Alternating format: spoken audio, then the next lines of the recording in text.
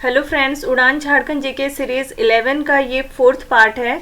चलिए आगे स्टार्ट करते हैं। संथाल विद्रोह जो कि 1855 से लेकर 1857 ईस्वी तक 2 साल चला था और इसको अलग अलग नामों से जाना जाता है। अलग दूसरा नाम है इसका हुल विद्रोह, संथाल हुल विद्रोह, सिद्धू कान्हू का विद्रोह, मुक्ति आंदोलन और खूनी आंदोलन के नहीं खूनी विद्रोह के नाम से भी इसको जाना जाता है। इस तरह से 1 2 3 4 5 इसके 5 अलग अलग नाम हैं।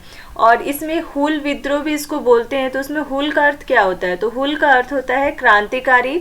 और इस विद्रोह को जो मार्गदर्शन दिए थे वो थे साम टुडू के मार्गदर्शन में ये विद्रोह चला था। और ये संथाल परगना की प्रथम जन क्रांति भी इसको कहा जाता है। और भारत की प्रथम जन क्रांति किसे कहा जाता है? तो इसी संथाल विद्रोह को भारत की प्रथम जन क्रांति भी कहा जाता है। यानी जन मीन्स इंसानों की जो क्रांति है। तो ये किसने कहा था? ये कार्ल मार्क्स ने कहा था। और इसको मुक्ति आंदोलन तो बोले। इसके साथ साथ ये किसने स्टार्ट किया था? तो सिद्धू कान्हू, चांद भैरव और फूलो झानो, ये 6 जन आपस में भाई बहन है और इन्होंने ही संथाल विद्रोह को स्टार्ट किया था। और ये कौन से क्षेत्र में स्टार्ट हुआ था? तो संथाल परगना वाले क्षेत्र में स्टार्ट हुआ था संथाल विद्रोह। और ये धीरे धीरे संथाल परगना से होते हुए हजारीबाग, बीरभूम और छोटा नागपुर आदि और भी छोटे छोटे क्षेत्रों में भी फैले, जो कि उतना ज़्यादा फेमस जगह नहीं है इसलिए आदि। और इस तरह से फेमस क्या क्या है? संथाल परगना में स्टार्ट हुआ और उसके अलावा हजारीबाग, बीरभूम और छोटा नागपुर में भी ये फैल गया। और ये इसमें हजारीबाग वाला जो एरिया में संथाल विद्रोह हुआ उसका लीडर कौन था? लुबाई माझी और अर्जुन माझी जो थे ये दोनों ही लीडर थे हजारीबाग वाले एरिया में। बीरभूम में कौन लीडर था? तो गोरा माझी बीरभूम में लीडर था। और पहले ये संथाली लोग जो है वो संथाल परगना वाले एरिया में नहीं रहते थे। 1790 तक संथालों का निवास नहीं था संथाल परगना वाले क्षेत्र में, लेकिन अलग अलग क्षेत्रों में रह थे और वहाँ पे उनके साथ शोषण होता था। उस शोषण से मुक्ति पाने के लिए वे लोग संथाल परगना के क्षेत्र को संथाल परगना के क्षेत्र में आके निवास करने लगे। अलग अलग जगहों में रहते थे, वो सब इकट्ठा होके संथाल परगना वाले एरिया में रहने लगे। 1815 से 30 ईस्वी के बीच में सबसे ज़्यादा संख्या में संथालों का इस क्षेत्र में यानी संथाल परगना वाले क्षेत्र में आगमन हो गया। और इस विद्रोह का प्रारंभ कब हुआ था? तो 1855 ईस्वी में हुआ था। और ये कैसे हुआ था? तो संथालों ने अंग्रेजी उपनिवेशवाद, जो अंग्रेज लोग शोषण करते थे संथाली लोगों पे, और अंग्रेज व गैर आदिवासी, जो आदिवासी नहीं है वह गैर आदिवासी, ये लोग भी शोषण करते थे संथाली लोगों पे। और इसी के खिलाफ संघर्ष छेड़ने का संथाली लोग निर्णय ले लिए 1855 ईस्वी में। इस तरह से संथाल विद्रोह स्टार्ट हो गया। और इससे पहले, इस विद्रोह से पहले ये जो स्टार्ट करना है इसके लिए एक मीटिंग हुआ था, जिसमें कि भगनाडी गांव को ये स्थान था जहाँ पे ये लोग डिसाइड किए थे। 30 जून 1855 ईस्वी में भगनाडी गांव में लगभग 400 आदिवासियों का एक मीटिंग हुआ, एक सभा हुआ, जिसमें उन्होंने एक नारा दिया था कि अपना देश है तो अपना राज होना चाहिए। तो उसको लेकर उन्होंने एक नारा दिया, अपना देश अपना राज का नारा, और विद्रोह का बिगुल फूका। विद्रोह को स्टार्ट करने के बारे में उन्होंने एक बिगुल जो है फूका। इस सभा में उन्होंने डिसाइड किया कि राजा कौन होगा। उनके ग्रुप में जितने भी संथाली लोग हैं उनमें से उनका राजा होगा सिद्धू, मंत्री होगा कान्हू, और प्रशासक के रूप में चांद होंगे, और सेनापति के रूप में भैरव को नियुक्त किया गया। और इस विद्रोह का भी दमन करने के लिए अंग्रेज अधिकारी को भेजा गया था। तो 7 जुलाई 1855 ईस्वी में अंग्रेजी सेना का एक टुकड़ा था और उसमें लीडर था जनरल लायड, जो कि फेल हो गया, वो पराजित हो गया अपने अब जो भी मिशन में गए थे दमन करने के लिए संथाल विद्रोह को, उसमें ये फेल हो गए, तो इसमें पराजित हो गए। सेना का मेजर कौन था? इसमें बारो नाम का जो व्यक्ति था, जो अंग्रेज अधिकारी में से था, मेजर था वो उनका नाम था बारो। इस युद्ध में वह पराजित हो गए। उसके बाद विद्रोह के दौरान ही 2 दारोगा का हत्या भी कर दिया गया। महेश लाल और प्रताप नारायण नाम के 2 दारोगा का हत्या भी हो गया। अंग्रेजों ने सिद्धू कान्हू को फांसी दे दिया और चांद और भैरव का हत्या भी कर दिया। तो सिद्धू कान्हू को कहाँ पे फांसी पे लटका दिया गया? बड़हित नामक जगह में सिद्धू कान्हू को फांसी पर लटका दिया और चांद भैरव की हत्या कर दी, जिसकी वजह से यही लोग लीडर था। तो विद्रोह क्या हो गया? अब कमजोर पड़ गया और इस विद्रोह को दबाने के लिए अंग्रेज अधिकारी भी भेजे गए थे। 3 स्पेशल अंग्रेज अधिकारी भेजे गए थे जिनका बहुत ही महत्वपूर्ण भूमिका है इसको दबाने में, इस विद्रोह को दबाने में। उनका नाम है कैप्टन अलेक्जेंडर, लेफ्टिनेंट थॉमसन और lieutenant Reid. Alexander, Thomson and Reid, इन 3 अंग्रेज अधिकारियों को विद्रोह को दबाने के लिए भेजा गया था। और 50,000 से अधिक संथाली पुरुष और महिलाओं ने इस विद्रोह में भाग लिया, जिसमें से 15,000 से अधिक लोग जो है वो मारे गए थे। और दमन के उपरांत संथाल क्षेत्र में 30 नवंबर 1856 ईस्वी में इस संथाल परगना, तो पहले नहीं था नाम, तो जो भी था उसको लोग एक जिला के नाम में घोषित कर दिए, जिसका नाम रखा नॉन रेगुलेशन। नॉन रेगुलेशन नाम का एक जिला घोषित कर दिया, बना दिया गया, और जिसे कि बाद में संथाल परगना के नाम से जाना गया। तो पहले ये नॉन रेगुलेशन जिला के नाम से जाना गया था और उसके बाद धीरे धीरे बाद में संथाल परगना के नाम से जाना गया है। तो नॉन रेगुलेशन जिला कब बना था? 30 नवंबर 1856 ईस्वी में, इस संथाल विद्रोह के दमन के बाद। और इसका पहला जिलाधीश कौन था? तो संथाल परगना जिला का पहला जो जिलाधीश था वो एस्ली एडेन था। और यहाँ पे लोगों का इतना ज़्यादा खून खराबा हो गया था, नरसंहार इतना ज़्यादा हो गया था, जिसकी वजह से इसको खूनी विद्रोह के नाम से भी जाना गया। फिर नेक्स्ट है आपका सरदारी आंदोलन, जो कि 1858 ईस्वी से लेकर 1870 ईस्वी तक चला है। इसका मेन कारण क्या था? तो जमींदार लोग जनजातियों को उनकी सरदारी से वंचित करने लगे। वे जमींदारों ने क्या किया? जो जनजाति लोग हैं उन पे अत्याचार कर ही रहे थे, उसके साथ साथ जनजातियों में एक सरदारी प्रथा थी, उससे भी उनसे छीन लिया जा रहा था जमींदारों के द्वारा, जिसकी वजह से सरदारी आंदोलन हुआ। और इसमें मुंडा सरदार सामूहिक रूप से सम्मिलित हो गए। अलग अलग जगह के मुंडा सरदार जो है वो आपस में मिल गए, एक सामूहिक रूप से सम्मिलित होकर इस आंदोलन को उजागर किए, इस आंदोलन को करना शुरू किए और उनके इस जनजाति को उनके अधिकारों की फिर से वापसी हो, इसके लिए जनजाति के लोगों का जो भी अधिकार है वो फिर से उन्हें मिले, इसके लिए 1869 में 1869 ईस्वी में छोटा नागपुर टेन्यूर्स एक्ट लागू किया गया। लेकिन फिर भी इसका कोई एक पॉजिटिव इफेक्ट नहीं हुआ, सकारात्मक परिणाम इसमें प्राप्त नहीं हुआ।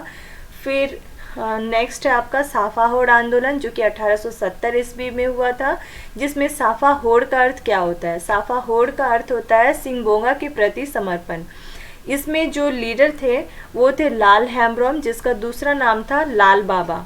तो लाल हेम्ब्रोम या लाल बाबा जो थे, इन्होंने आदिवासियों के जो भी धर्म से रिलेटेड और उनके कैरेक्टर कैसा है उस चीज़ को उठाने के ऊपर बल दिया था। इसलिए आदिवासियों के धार्मिक व चारित्रिक चरित्र कैरेक्टर उसके उत्थान पर बल किसने दिया था? तो लाल हेम्ब्रम, जिसका दूसरा नाम लाल बाबा भी है, उन्होंने दिया था। और इस आंदोलन में उन्होंने जितने भी लोग शामिल थे उनको एक मंत्र दिया था जिसका नाम है राम नाम। राम नाम का मंत्र दिया, किसने दिया? लाल बाबा ने। किनको दिया? इस विद्रोह में जो लोग भी शामिल थे उनको दिया। और यहाँ तक कि मांस और जो मदिरा है, दारू है, उसका भी सेवन करने से रोका लोगों को। और इस आंदोलन के दौरान उन्होंने एक दल की भी स्थापना किया था लाल बाबा ने। कहाँ पे? संथाल परगना वाले एरिया में। और किस दल का स्थापना किया था? देश उद्धारक दल। देशोद्धारक दल की स्थापना किया था। किसने किया था? लाल बाबा ने। कहाँ किया था? संथाल परगना वाले एरिया में। और इस आंदोलन में लाल बाबा को किसका किसका साथ मिला था, किसका किसका सहयोग मिला था? पैका मुर्मू का, पगान मरांडी, रसिक लाल सोरेन का, भतू सोरेन का, इस तरह से इन 4 लोगों का सहयोग मिला था। और इस आंदोलन में मेनली कौन से जनजाति के लोग शामिल थे? तो मुंडा जनजाति के लोग मेनली इसमें शामिल थे। नेक्स्ट है खरवार आंदोलन, जो कि 1874 ईस्वी में हुआ था और ये अंग्रेजों के खिलाफ संथाल परगना वाले क्षेत्र में स्टार्ट हुआ था 1874 ईस्वी में। और इसमें लीडर कौन था, ये 2 चरण में हुआ था। पहला चरण में जो लीडर था वो था भागीरथ माझी, जिसका दूसरा नाम, जिसको कि बाबा के नाम से भी जाना जाता है। और इस भागीरथ माझी का जन्म कहाँ पे हुआ था, तो गोड्डा के गांव में हुआ था, गोड्डा के तलडीहा गांव में हुआ था। फिर आंदोलन के दौरान ही भागीरथ माझी ने स्वयं को किसी एक गांव का राजा घोषित कर दिया था। तो वो किस गांव का राजा घोषित किया था भागीरथ माझी ने, तो बोंसी गांव, गांव का नाम है बोंसी गांव, वहां का राजा खुद को घोषित कर दिया भागीरथ माझी और खुद ही लगान प्राप्त करने की जो व्यवस्था है उसको स्टार्ट कर दिए उस गांव में। दूसरा चरण जो है खरवार आंदोलन का, वो 1881 ईस्वी में जो जनगणना हुआ था उसके खिलाफ हुआ था और उसका लीडर था दुविधा गोसाई। नेक्स्ट बिरसा आंदोलन, जो कि 1895 ईस्वी में हुआ है और इसका दूसरा नाम है मुंडा उलगुलान। जैसे कि मुंडाओं ने इससे पहले बहुत सारे विद्रोह किए हैं, जिसमें सबसे इम्पॉर्टेंट विद्रोह था जिसमें कि बिरसा मुंडा लीडर थे। तो उस आंदोलन का नाम था मुंडा उलगुलान या बिरसा आंदोलन, जो कि 1895 ईस्वी में हुआ। और इसमें उलगुलान का अर्थ क्या है, इसका अर्थ है कि विद्रोह होना या बहुत महान हलचल होना। इसका दूसरा नाम और एक नाम है सरदारी आंदोलन। मुंडा उलगुलान के नाम से भी जाना जाता है बिरसा आंदोलन को और सरदारी आंदोलन के नाम से भी जाना जाता है। ये स्टार्ट हुआ था 1895 ईस्वी में और लीडर थे बिरसा मुंडा। और इसका उद्देश्य क्या था, किस चीज़ को प्रेरित करना, राजनीतिक, धार्मिक और सामाजिक जो भी उद्देश्य थे उनको उससे प्रेरित था ये आंदोलन। इसका मेन कारण क्या था, मेन कारण, प्रमुख कारण में था खूट कट्टी व्यवस्था की समाप्ति से जो भी बेरोजगारी उत्पन्न हुआ था वो, और मिशनरियों के जो झूठे आश्वासन दिए थे मुंडा जनजातियों को वो सारे, और अदालतों से निराशा मिलने की वजह से भी ये आंदोलन हुआ। फिर 1894 ईस्वी में छोटा नागपुर वन सुरक्षा कानून भी था। इन सब 1 2 3 4 ये 4 रीज़न है जिसकी वजह से बिरसा आंदोलन हुआ था। मेन कारण यही सब था। और इसका प्रारंभिक स्वरूप क्या था, सुधारवादी। इस विद्रोह का, बिरसा आंदोलन या बिरसा विद्रोह का जो प्रारंभिक स्वरूप था वो सुधारवादी था। और बिरसा आंदोलन का मुख्यालय कहाँ पे था, खूंटी में था इसका मुख्यालय। और इसमें इस विद्रोह के समय रांची का डीसी कौन था, तो रांची का उपायुक्त जो था वो स्ट्रेट फील्ड था। और इस आंदोलन में सेनापति के रूप में गया मुंडा था, राजनीतिक शाखा प्रमुख के रूप में दोनका मुंडा और धार्मिक सामाजिक शाखा प्रमुख के रूप में सोमा मुंडा ने प्रमुख सहयोगी बनकर इस आंदोलन को फैलाया, इस आंदोलन को विस्तारित किया। इस समय मुंडा आंदोलन के समय एक गीत बहुत ज़्यादा प्रमुख था। उस गीत का नाम कटुंग बाबा कटुंग नाम का एक गीत था जो कि प्रमुख था। और ये जो बिरसा मुंडा जो है, इस विद्रोह के दौरान, बिरसा आंदोलन के दौरान जो बिरसा मुंडा है इनको 2 बार जेल जाना पड़ा था। डोरंडा कारागार या रांची में जो है वहाँ पे इन्हें बंदी बनाकर रखा गया था। पहला बार 1895 ईस्वी में, 24 अगस्त 1895 ईस्वी से लेकर 30 नवंबर 1897 ईस्वी तक पहला चरण में इनको जेल में रखा गया था। दूसरा चरण 3 फरवरी 1900 से लेकर 9 जून 1900 तक रखा गया था। बिरसा मुंडा की गिरफ्तारी जो है वो बंदगांव के जगमोहन सिंह के शागिर्द बीर सिंह महली के कहने पर अंग्रेजों द्वारा की गई थी। तो बिरसा मुंडा को गिरफ्तार किस लिए किया गया था, किन के कहने पर किया गया था, तो बिरसा मुंडा को गिरफ्तार अंग्रेजों द्वारा किया गया था, बीर सिंह महली के कहने पर किया गया था, जो कि आपका बंदगांव का था। इस विद्रोह के प्रभाव स्वरूप 11 नवंबर 1908 ईस्वी को छोटा नागपुर काश्तकारी एक्ट पारित किया गया था। जैसे ये विद्रोह हुआ, इसके प्रभाव स्वरूप क्या हुआ, 11 नवंबर 1908 ईस्वी में छोटा नागपुर काश्तकारी एक्ट जो है वो पारित किया गया। और इसके साथ ही साथ गुमला और खूंटी को अलग से अनुमंडल भी बना दिया गया और नई न्यायालय की स्थापना भी की गई। इसके अतिरिक्त रांची जिले का सर्वेक्षण भी कराया और बेगारी पर प्रतिबंध लगाने की एक व्यवस्था भी की गई। इस विद्रोह का जो अप्रत्यक्ष प्रभाव था, इनडायरेक्ट जो इफेक्ट हुआ कि सिंगबोंगा देवता की आराधना और उनके प्रति समर्पण के रूप में एकेश्वरवाद का विकास भी था। इस तरह से ये इनडायरेक्टली इफेक्ट भी हुआ कि लोग सिंगबोंगा देवता की आराधना करने लगे, उनके प्रति समर्पित होकर एकस्वर बाद का विकास भी हुआ। उसके बाद आता है नेक्स्ट है आपका ताना भगत आंदोलन, जो कि 1914 ईस्वी में, ये नेक्स्ट लेक्चर में करेंगे। चलिए इसका अब हम लोग MCQ भी देख लेते हैं संथाल विद्रोह से।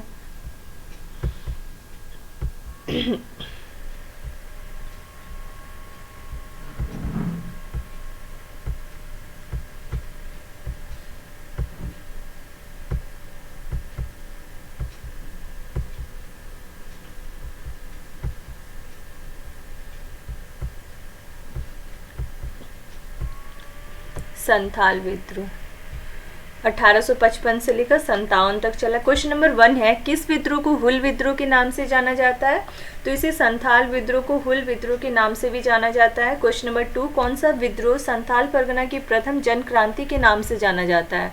तो संथाल परगना की प्रथम जन क्रांति या भारत की प्रथम जन क्रांति, ये कौन सा विद्रोह है? संथाल विद्रोह को ही कहा जाता है। क्वेश्चन नंबर 3, सिद्धू कानू के अतिरिक्त किसका संबंध संथाल विद्रोह से है? तो सिद्धू कानू, चांद भैरव और फुलोर झानो, इन 6 जन का संबंध जो है वो आपका संथाल विद्रोह से है। क्वेश्चन नंबर 4, कार्ल मार्क्स ने किस विद्रोह को भारत की प्रथम जन क्रांति की संज्ञा दी? तो ये संथाल विद्रोह को ही भारत की प्रथम जन क्रांति कहा था, कार्ल मार्क्स के द्वारा कहा गया था। क्वेश्चन नंबर 5, किन महिलाओं का संबंध संथाल विद्रोह से है? तो फूलो और झानो ये 2 बहनें थी, इनका संबंध संथाल विद्रोह से है। इस तरह से चांद भैरव 2 भाई हैं और आपका सिद्धू कान्हू 2 भाई है। इस तरह से 4 भाई और 2 बहनें हैं, फूलो और झानो। ये 6 भाई बहन जो है इनका संबंध संथाल विद्रोह से था। क्वेश्चन नंबर 6, संथाल विद्रोह का प्रभाव संथाल परगना के अतिरिक्त किन क्षेत्रों में भी था? तो संथाल परगना के अलावा हजारीबाग, वीरभूम और छोटा नागपुर वाले एरिया में भी संथाल विद्रोह का प्रभाव था। क्वेश्चन नंबर 7, हजारीबाग में इस विद्रोह का नेतृत्व किसने किया था? तो हजारीबाग वाले एरिया में संथाल विद्रोह का जो लीडर था वो लुबाई माझी तथा अर्जुन माझी था। लुबाई माझी और तथा अर्जुन माझी। क्वेश्चन नंबर 8, बीरभूम क्षेत्र में संथाल विद्रोह का किसने नेतृत्व किया था? तो गोरा मांझी ने बीरभूम वाले एरिया में संथाल विद्रोह का नेतृत्व किया। क्वेश्चन नंबर 9, संथाल विद्रोह का प्रमुख कारण क्या था? तो अंग्रेज और गैर आदिवासियों के द्वारा आदिवासियों पर शोषण करना ही संथाल विद्रोह का प्रमुख कारण था। क्वेश्चन नंबर 10, किस स्थान से संथाल विद्रोह स्टार्ट हुआ? तो भगनाडी नाम के गांव से, वहां पे इनका मीटिंग हुआ था संथालियों का, आदिवासियों का, जहां से ये लोग संथाल विद्रोह स्टार्ट किए। क्वेश्चन नंबर 11, संथाल विद्रोह से पहले किस तिथि को भगनाडी नामक गांव में आदिवासियों की एक बैठक का आयोजन किया गया था? तो ये किस तारीख को इनका मीटिंग हुआ था आदिवासियों का? तो 30 जून 1855 ईस्वी में भगनाडी नामक गांव में आदिवासियों का एक बैठक हुआ था, जिसमें इन्होंने संथाल विद्रोह को स्टार्ट करने के बारे में डिसाइड किए। क्वेश्चन नंबर 12, संथाल विद्रोह से पहले भगनाडी गांव में आयोजित बैठक में कौन सा नारा दिया गया? अपना देश है तो अपना राज होना चाहिए, ये नारा इनके द्वारा दिया गया था। अपना देश अपना राज नाम का जो नारा है वो संथाल विद्रोह से पहले भगनाडी गांव में आयोजित बैठक में संथालियों के द्वारा दिया गया था। क्वेश्चन नंबर 13, संथाल विद्रोह से पहले भगनाडी गांव में आयोजित बैठक में आदिवासियों द्वारा किसे राजा घोषित कर दिया गया? ये लोग जो मीटिंग किए थे भगनाडी गांव में, वहाँ पे ये आदिवासियों ने सबने डिसाइड किया था कि सिद्धू को राजा घोषित कर देंगे, कान्हू को मंत्री बना देंगे, प्रशासक के रूप में चांद को बना देंगे और भैरव सेनापति बनेगा। इस तरह से उन्होंने डिसाइड किया। क्वेश्चन नंबर 14, संथाल विद्रोह से पहले भगनाडी गांव में आयोजित बैठक में आदिवासियों द्वारा किसे मंत्री नियुक्त किया गया? तो कान्हू को मंत्री नियुक्त किया गया। क्वेश्चन नंबर 15, संथाल विद्रोह से पहले भगनाडी गांव में आयोजित बैठक में आदिवासियों द्वारा किसे प्रशासक नियुक्त किया गया? तो चांद को प्रशासक नियुक्त किया गया था। और 17, क्वेश्चन नंबर 17 में सेनापति किसे नियुक्त किया गया था? तो भैरव को सेनापति नियुक्त किया गया था। क्वेश्चन नंबर 17, जमींदार, महाजन, पुलिस और सरकारी कर्मचारियों का नाश, ये किस विद्रोह का प्रमुख नारा था? ये एक नारा था जो कि संथाल विद्रोह में एक प्रमुख नारा था कि जमींदार, महाजन, पुलिस और सरकारी कर्मचारियों का नाश। क्वेश्चन नंबर 18, चांद और भैरव कौन थे? ये सिद्धू कान्हू के भाई थे और फूलो और झानो के भी भाई थे। तो ये सिद्धू कान्हू के भाई थे। क्वेश्चन नंबर 19, फूलो और झानो कौन थी? तो ये सिद्धू और कान्हू की बहन थी। फूलो और झानो दोनों ही दो बहनें थी। क्वेश्चन नंबर 20, 7 जुलाई 1855 को किस अंग्रेज अधिकारी के नेतृत्व में संथाल विद्रोह को दबाने का एक असफल प्रयास किया गया था? तो एक अंग्रेज अधिकारी जनरल लायड को उनकी पूरी सेना के साथ भेजा गया था 7 जुलाई 1855 ईस्वी में अंग्रेजों के द्वारा, ताकि संथाल विद्रोह का दमन हो सके, जिसमें जनरल लायड जो है वो असफल रहे। क्वेश्चन नंबर 21, संथाल विद्रोह के दौरान अंग्रेज सेना का कौन मेजर पराजित हो गया? तो मेजर बानो या मेजर बारो, कुछ भी रहेगा ऑप्शन में, वही आंसर होगा, मेजर बानो। तो इन संथाल विद्रोह के दौरान अंग्रेज सेना का मेजर बानो था जो कि पराजित हो गया। क्वेश्चन नंबर 22, संथाल विद्रोह के दौरान किस दारोगा की हत्या कर दी गई?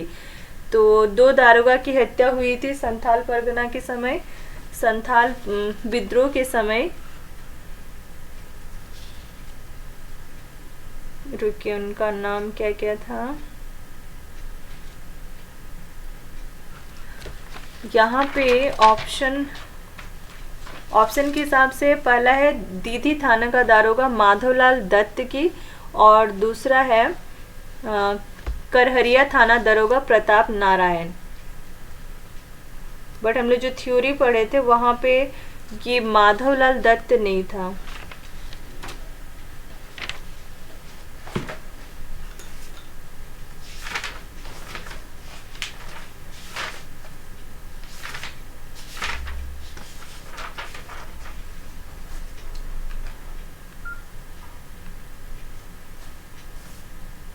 महेश लाल था, सॉरी, महेश लाल था वहाँ पे। तो महेश लाल और प्रताप नारायण, इन 2 दारोगा की हत्या कर दी गई थी। क्वेश्चन नंबर 23, अंग्रेजों द्वारा किस स्थान पर सिद्धू और कान्हू को फांसी दी गई? तो बढ़ेत नामक स्थान पर सिद्धू और कान्हू दोनों को फांसी दी गई थी अंग्रेजों के द्वारा। क्वेश्चन नंबर 24, अंग्रेजों द्वारा संथाल विद्रोह से बचाव हेतु पाकुड़ में किस टावर का निर्माण कराया गया था? अंग्रेज लोग क्या कर रहे थे कि एक टावर का निर्माण कराए थे जिसका नाम था मार्टिलो टावर, और ताकि वो उस टावर से दूर तक विद्रोहियों को, संथाल विद्रोही जो लोग थे उनको दूर से ही देख सके और उन पे हमला कर सके। तो इसलिए अंग्रेजों द्वारा संथाल विद्रोह से बचाव के लिए पाकुड़ में मार्टिलो टावर का निर्माण कराया गया था। क्वेश्चन नंबर 25, संथाल विद्रोह द्वारा पाकुड़ की किस रानी से सहायता का आग्रह किया गया था? संथाल विद्रोही जो लोग थे वो लोग पाकुड़ की रानी क्षेमा सुंदरी से सहायता का आग्रह किए थे, उनसे हेल्प मांगे थे रानी क्षेमा सुंदरी से, पाकुड़ की रानी। क्वेश्चन नंबर 26, संथाल विद्रोह को दबाने में किस अंग्रेज अधिकारी ने महत्वपूर्ण भूमिका अदा किए थे? तो ऐसे 3 अंग्रेज अधिकारी थे जिनका महत्वपूर्ण भूमिका था इस विद्रोह को दबाने में। एक अलेक्जेंडर, थॉमसन और रीड। तो captain Alexander, lieutenant Thomson, lieutenant read.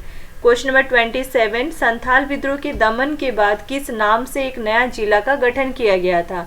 तो जैसे ही संथाल विद्रोह का दमन हो गया तो नॉन रेगुलेशन नाम का एक जिला का गठन किया गया जो कि बाद में संथाल परगना के नाम से जाना गया।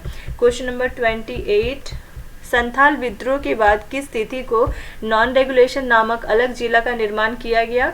तो नॉन रेगुलेशन नामक जिला का निर्माण 30 नवंबर 1856 ईस्वी में किया गया, 30 नवंबर 1856 ईस्वी में। क्वेश्चन नंबर 29, संथाल विद्रोह के बाद निर्मित नॉन रेगुलेशन जिला का नाम बाद में क्या कर दिया गया? तो ये नॉन रेगुलेशन जिला बाद में संथाल परगना के नाम से जाना गया। क्वेश्चन नंबर 30, संथाल परगना जिला का प्रथम जिलाधीश कौन था? एस्ली एडेन जो था वो पहला जिलाधीश था संथाल परगना का। क्वेश्चन नंबर 31, संथाल परगना में किस वर्ष यूल रूल की व्यवस्था की गई थी? 1856 ईस्वी में यूल रूल की स्थापना संथाल परगना में की गई थी। क्वेश्चन नंबर 32, किस तिथि को हूल दिवस के रूप में मनाया जाता है? तो 30 जून 1855 ईस्वी में ये संथाल विद्रोह हुआ था या हूल विद्रोह हुआ था, तो उसी तारीख को 30 जून को ही हूल दिवस के रूप में मनाया जाता है।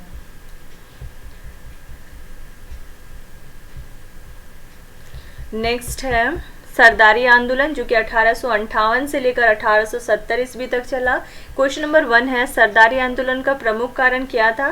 तो जमींदारों के द्वारा जो जनजाति लोग हैं उन पर उनकी सरदारी को छीन लेना, तो जनजातियों को उनकी सरदारी से वंचित किया जाना जमींदारों के द्वारा, यही मेन रीज़न था। क्वेश्चन नंबर 2, जनजातियों के अधिकार की पुनः वापसी के लिए सरदारी आंदोलन के दौरान ही अंग्रेजों द्वारा एक कानून लागू किया गया था। कौन सा कानून लागू किया गया था? छोटा नागपुर टेन्योर्स एक्ट 1869 1869 ईस्वी में छोटा नागपुर टेन्योर एक्ट लागू किया गया था, जो कि सफल नहीं रहा था। क्वेश्चन नंबर 3, छोटा नागपुर टेन्योर्स एक्ट कब लागू किया गया था? 1869 ईस्वी में 1869 में छोटा नागपुर टेन्योर्स एक्ट लागू किया गया। क्वेश्चन नंबर 4, सरदारी आंदोलन कब संचालित किया गया? ये 1858 ईस्वी से लेकर 1870 ईस्वी तक सरदारी आंदोलन चला। नेक्स्ट आंदोलन है साफा होड़ आंदोलन। इसका लीडर कौन था? लाल हेम्ब्रम या लाल बाबा भी, जिसको दूसरा नाम है लाल बाबा के नाम से भी जाना जाता है, साफा होड़ आंदोलन का लीडर था। क्वेश्चन नंबर 2, साफा होड़ आंदोलन कब संचालित हुआ? 1870 ईस्वी में साफा होड़ आंदोलन संचालित हुआ था। क्वेश्चन नंबर 3, साफा होड़ का अर्थ क्या है? तो सिंगबोंगा के प्रति समर्पण है। साफा होड़ का अर्थ है सिंगबोंगा के प्रति समर्पण। क्वेश्चन नंबर 4, साफा होड़ आंदोलन के जनक लाल हेम्ब्रम ने आदिवासियों को किस बात हेतु उपदेश दिए?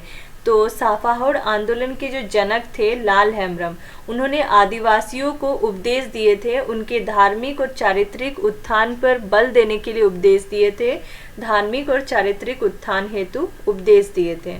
क्वेश्चन नंबर 5, लाल हेम्ब्रम ने साफा होड़ आंदोलन में शामिल लोगों को क्या मंत्र दिया? तो राम नाम का एक मंत्र दिया लाल हेम्ब्रम ने साफा होड़ आंदोलन में शामिल हुए लोगों को, राम नाम का मंत्र। क्वेश्चन नंबर 6, लाल हेम्ब्रम ने आदिवासियों को किस कार्य से रोका? तो मांस और मदिरा के सेवन से लाल हेम्ब्रम ने आदिवासियों को रोका। क्वेश्चन नंबर 7, लाल हेम्ब्रम ने संथाल परगना क्षेत्र में साफा होड़ आंदोलन के दौरान किस दल की स्थापना की? देशोद्धारक दल। लाल हेम्ब्रम ने संथाल परगना क्षेत्र में साफा होड़ आंदोलन के दौरान एक दल की स्थापना किया था, जिसका नाम है देशोद्धारक दल। नेक्स्ट है खरवार आंदोलन, जो कि 1874 ईस्वी में 1874 ईस्वी में हुआ। पहला क्वेश्चन नंबर 1 है, ये पहला चरण हुआ था 1874 ईस्वी में और इसमें दूसरा चरण हुआ था 1881 ईस्वी में। क्वेश्चन नंबर 1, 1881 ईस्वी की जनगणना के खिलाफ किसने खरवार आंदोलन के दूसरे चरण का नेतृत्व किया? जो दूसरा चरण हुआ था वो 1881 ईस्वी में जो जनगणना हुआ था उसके खिलाफ यहाँ पे आंदोलन हुआ था, और उस टाइम पे लीडर कौन था? दुबिधा गोसाई। दुबिधा गोसाई जो है वो दूसरे चरण का लीडर था। क्वेश्चन नंबर 2, खरवार आंदोलन किस क्षेत्र में हुआ? तो ये भी संथाल परगना वाले एरिया में ही खरवार आंदोलन हुआ।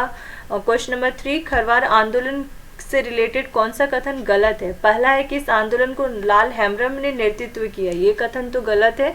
इसमें 2 लीडर बने थे, एक भागीरथ माझी जो कि पहला चरण का लीडर थे, और दूसरा चरण का लीडर दुबिधा गोसाई। इस तरह से लाल हेम्ब्रम तो इसके लीडर नहीं थे, ये साफा होड़ आंदोलन के लीडर थे, तो ये पहला ऑप्शन ही गलत है। उसके बाद दूसरा ऑप्शन क्या है? इस आंदोलन के दौरान भागीरथ माझी ने स्वयं को बोंसी गांव का राजा घोषित किया। हाँ, सही है, और खुद ही लगान प्राप्त करने की व्यवस्था भी शुरू की, ये कथन सही है। तीसरा है कि इस आंदोलन का दूसरा चरण जो है दुबिधा गोसाई नेतृत्व में शुरू हुआ, ये भी सही है। तो ऑप्शन नंबर ए जो है वो गलत है। अब नेक्स्ट, बिरसा मुंडा का उलगुलान, जो कि 1895 ईस्वी में स्टार्ट हुआ। क्वेश्चन नंबर 1, मुंडा उलगुलान को किसने नेतृत्व प्रदान किया? बिरसा मुंडा ने मुंडा उलगुलान का नेतृत्व किया। क्वेश्चन नंबर 2, बिरसा मुंडा के नेतृत्व में मुंडा उलगुलान कब स्टार्ट हुआ? 1895 ईस्वी में मुंडा उलगुलान स्टार्ट हुआ।